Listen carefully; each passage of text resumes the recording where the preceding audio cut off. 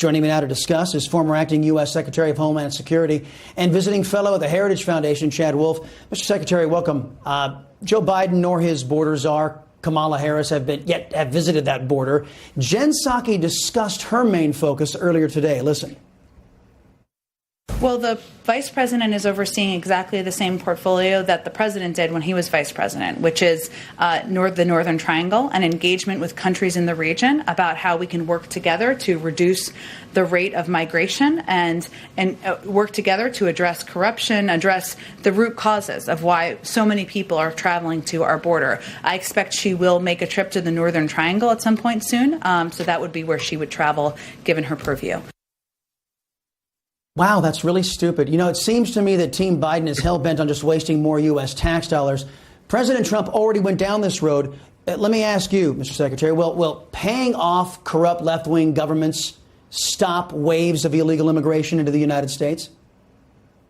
No, simply having relationships and sending resources down to the Northern Triangle is not going to fix the problem that we find ourselves in today. And I think it's completely unacceptable that neither the president or the vice president has not visited the border, has not visited the men and women of the Border Patrol who are going to work every day trying to confront a crisis that the Biden administration created.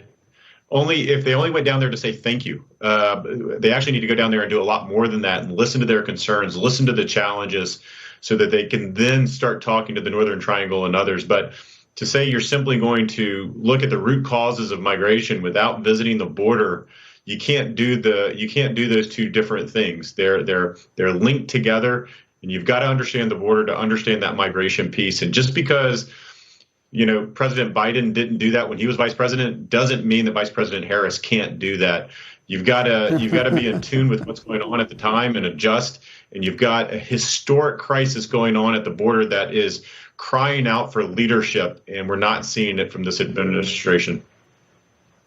Yeah, and it's hurting Americans. I spoke to a Texas rancher last week. She says her community is being ravaged by Biden's open border. Listen to this. We have people walking through our property every day. They leave their backpacks, their trash that we have to pick up. And that's an everyday. We have bailouts on our property, so they're driving through our fences, our gates. We're having to make those repairs. And our neighbors, it's the same, all of us. And we don't even live on the border. We are 56 miles north of the border, and we're dealing with these issues. Mr. Secretary, she's even teaching her daughter how to shoot because it's not safe. The narco-terrorists and the human smugglers are all over her property.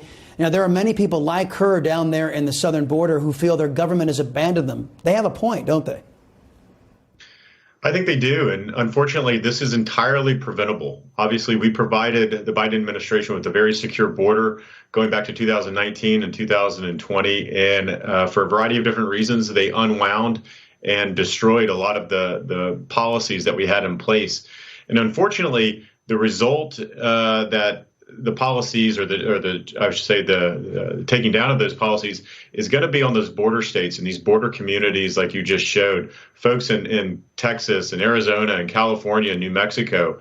And again, by not having the administration not going down there and understanding and talking to the ranchers and trying to understand what their concerns are, they're never going to understand and look for a solution. And unfortunately, I think at the end of the day, the Biden administration has chosen not the interest of the American people, but have chosen the interest of these illegal migrants at the end of the day. And that's not the right approach.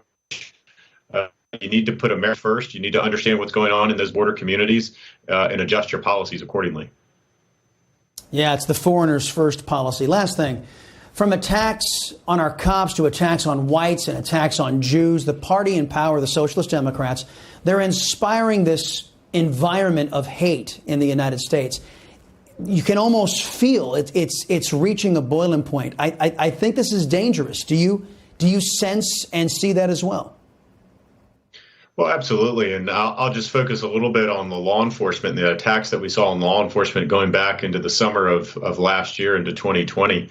We saw that, those movements of defunding the police and really just attacking law enforcement when we know the vast majority of law enforcement officers are decent folks doing the right thing, doing their job, putting that uniform and badge on every day, not knowing if they're going to go home to their families, and not having, in the administration during the campaign and certainly after, since they've been in office, continue to attack law enforcement and are not standing up for law enforcement. So I think that is that's going to hurt morale in the long term, and we're going to see the effects that this type of messaging and these types of policies are going to have, unfortunately, over the next several years. Mr. Secretary, can't tell you how much we appreciate your time here on the Chris Salcedo Show. We'll talk again.